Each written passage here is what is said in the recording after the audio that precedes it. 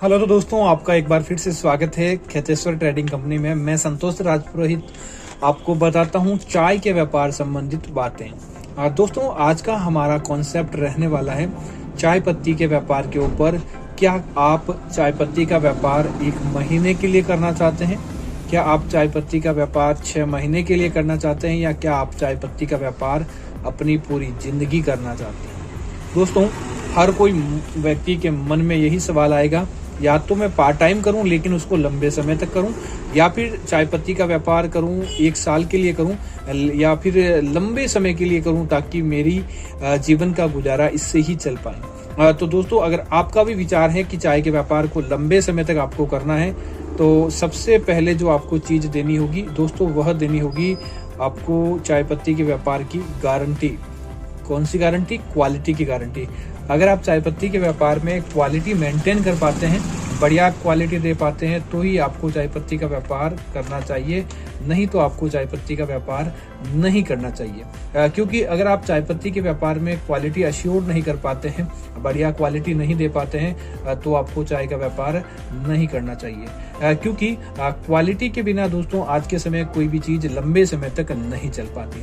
जब आपने देखा होगा कि कोई बड़ी कंपनी का प्रोडक्ट भी आप उठाकर देख लें, चाहे आप बिस्किट का कोई भी एक कंपनी का बिस्किट लें और उसे देखेंगे कि आज से 25 साल पहले भी उसका वही टेस्ट था, जो आज भी वही टेस्ट है, और आने वाले 10 साल बाद भी उसका वही टेस्ट रहने वाला है। तो दोस्तों, उसका टेस्ट ही सबसे महत्वपूर्ण है, उस टेस्ट के लिए ही आप उस चीज को खरीदते हैं। तो आपके चाय के व्यापार में भी चाय का टेस्ट सबसे इम्पोर्टेंट रखता है।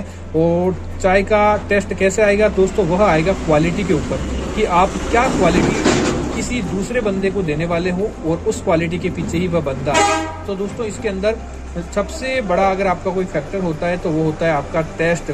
तो इसीलिए ध्यान रखें, जब आप क्वालिटी चाय बेचेंगे तो उसके अंदर अपने आप ही टेस्ट आएगा, अपने आप ही वह चाय बढ़िया बनेगी, और उसे आप लंबे समय तक किसी भी कस्टमर को दे पाएंगे।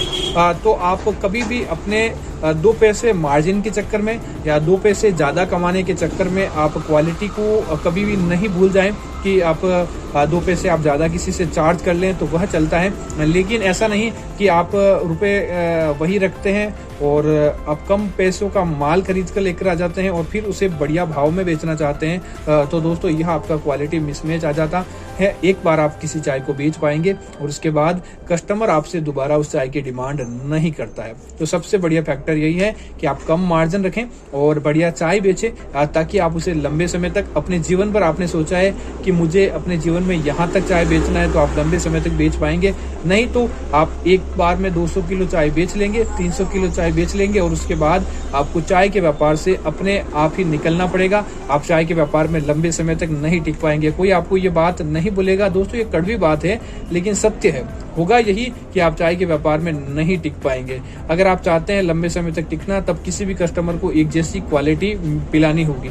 दोस्तों, रही बात क्वालिटी की, अगर आप चाय के टेस्टर हैं, आपको चाय के बारे में पता चलता है, तो आपको कोई भी चाय है, आपको ब्लेंड नहीं लेना चाहिए, बल्कि आपको इंडिविजुअल कोई भी चाय लेनी चाहिए, और आपको वह इंडिविजुअल चाय ही लंबे समय तक पीनी चाहिए, और अपने कस्टमर को आप उसके हिसाब से दें। लेकिन अगर आपको क्वालिटी के अंदर फर्क नहीं है, आप कस्टमर को क्वालिटी चाय देना चाहते हैं लेकिन आपको फर्क नहीं है, तो आप क्या करें, उसको ब्लेंड चाय के रूप में लें। जब आप चाय का अच्छा ब्लेंड ले लेते हैं, और तो उससे आपको 12 महीने एक जैसी चाय मिलती है।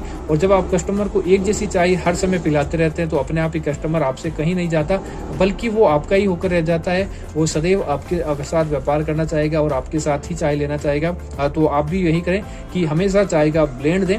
और ब्लेंड भी कैसे? ऐसे नहीं कि आप बीओपी का ब्लेंड पीडी के साथ करते हैं तो दोस्तों वह ब्लेंड मिसमैच हो जाता है। यह एक नए व्यापारी या जिसको पता ही नहीं होता उसके बारे में ऐसी बात होती है। चाय का अंदर ब्लेंड अगर आप करते हैं, ओएफ बीपी का या पीडी ओएफ का ब्लेंड हो जाता है, और बीपी से ऊपर बीओपी एसएम बीपी का भी ब्लेंड हो जाता है। लेकिन आप इस बात का ध्यान रखें, कभी भी पीडी और बीओपी का ब्लेंड नहीं होता। तो इस क्वालिटी को भी आप मेंटेन रखेंगे, तो ही आप चाय के व्यापार में आगे बढ़ पाएंगे। और अब बात करते हैं क्वालिटी की। तो दोस्तों, कई बार ऐसा होता है कि भाव देने से क्वालिटी हम तय कर लेते हैं। ऐसी भी बात नहीं है, केवल भाव देने से कोई भी क्वालिटी तय नहीं होती है। आप हमेशा अपना कप लगा कर लें। चाय की जो वर्थ होती है वो भाव के आधार पर निकलती है, लेकिन जब आप किसी व्यक्ति से 180 रुपए किलो की चाय लेते हैं तो उसकी वर्थ 200 रुपए के कप जैसी होनी चाहिए, तभी आप उस चाय को परचेज करें। जब आप 140 रुपए की चाय लेने जाएं तब आपको 160 रुपए की कप की वर्थ मिलनी चाहिए, तभी आप उस के अंदर व्यापार में सफल होंगे। क्योंकि आप उस चाय को 140 की चाय को 160 में बेचेंगे तो 160 रुपए की वर्थ उस चाय के अंदर आनी चाहिए, तभी उसका आपको लेने से फायदा है। तो उम्मीद है जानकारी आपको पसंद आई होगी। ऐसे और वीडियो के लिए हमारे चैनल को सब्सक्राइब करना ना भूलें।